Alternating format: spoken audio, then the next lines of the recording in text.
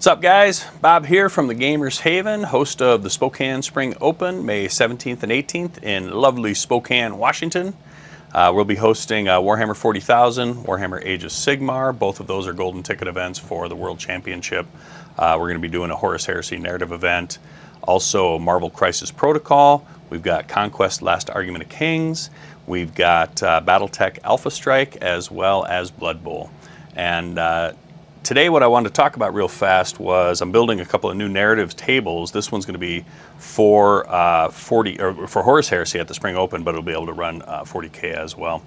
And kind of the process when I go into building a table like this is kind of giving an idea and a concept, and then trying to figure out how to put it into play. And one of my good friends, Ash, had this idea because I had these two Forge World. Well, this one's actually a Manufactorum. That's a generator, and I had one of the old Realm of Battle Sector Imperialis tables, and I really wanted to incorporate this in. And I was talking about how the roads almost look like the bed to a train track, and we found out, I'm not sure if it's O scale or G scale, train tracks work fantastic on this. And I actually picked up a train car that I'm now modifying to make it more 40K-ish. So once I start building it, then we start talking about, okay, how does the scenario work out? And I think what we're leaning towards is corner deployments 24 inches apart from each other. And then the concept being that I'm trying to overheat that generator and my opponent is trying to overheat this generator. So if the train car starts in the deployment zone and they're able to embark onto it, just like you would embark or disembark from a vehicle in Horus Heresy, turn one, they're able to move it, and I've created these pipe works that have these drop-down pipes to show where the cutoff is. And at the end, we've got a generator here that is associated with the actual power plant. So if they move it turn one and they move to here and they score X amount of victory points, maybe it's 1 victory point. Turn two, they move to here and score 2 victory points. Turn three to here, 3 victory points. Turn four, they go and they plug it into the receptacle there.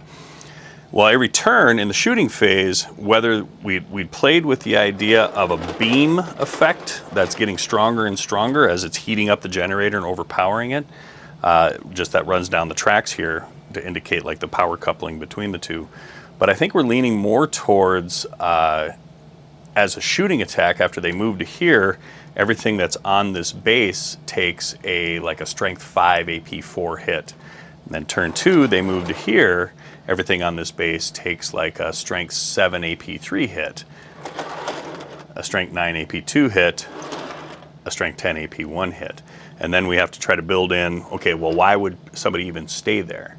Well, maybe if they stay there, they are affecting the amount of victory points this person's getting as they get closer and closer. So they have to keep enough units there that as they're taking damage from this thing overheating and running hotter and hotter as it's getting closer and closer to the power coupling, it's also, they're there to actually try to reduce the amount of victory points. So as a player now, I'm having to run over and get into my car, my train car, and try to push it up for victory points while doing damage over here. But I'm also sending units out to disrupt this one from advancing forward. And we're playing with different ideas like, well, what if they just wipe them out and take it over themselves? So you can't embark on this. This thing can tank shock and get away from, to push away any attackers, and that you can't do any death or glory in front of it. And I don't know, it's kind of a work in progress. So currently, like I said, we're building it right now. We've got a lot of painting to do to get everything tied in together. We love using our dirty down rust on all of our different metals that we do to make it look, properly grim dark.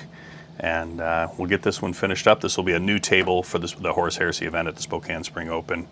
And we've got this one, and I've actually got 4 more I need to build before May. So I've got 2 months to prep for the event and build 4 fully narrative tables.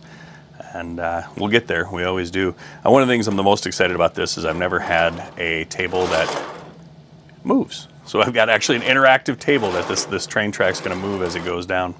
So anyway, hope to see you guys in May at one of our, we run multiple narrative events for both 40K and Horus Heresy, and you get a chance to play on tables like this one. See you guys in May. Thanks for tuning in.